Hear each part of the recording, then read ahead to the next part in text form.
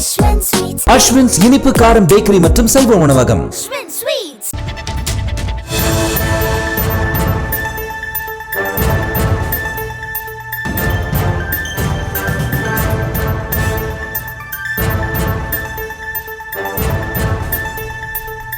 அண்மை செய்தி.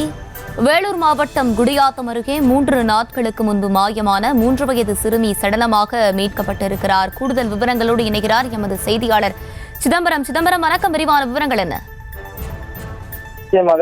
வேலூர் மாவட்டம் குடியாத்தம் அடுத்த கட்டப்பாறை பகுதியைச் சேர்ந்த விவசாயி தரணி பிரியா ஆகியோரின் 3 வயது பெண் குழந்தை கடந்த செவ்வாய்க்கிழமை வீட்டிற்கு வெளியே விளையாடி கொண்டிருந்த நிலையில் காணாமல் போயிருந்ததை கண்டு அவரது பெற்றோர்கள் அதிர்ச்சி அடைந்தனர்.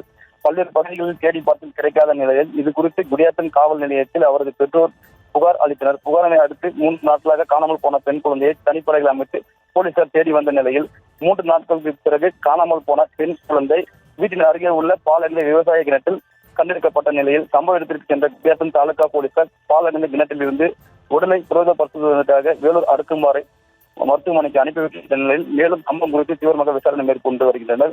மேலும் காணாமல் போன பெண் குழந்தை 3 நாட்களுக்கு பிறகு கிணற்றில் சடலமாக மீட்கப்பட்ட சம்பவம் பகுதியில் பெரும் பரபரப்பை ஏற்படுத்தியுள்ளது.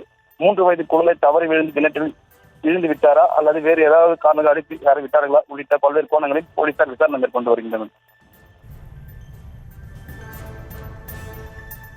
விவரங்களுக்கு நன்றி சிதம்பரம்.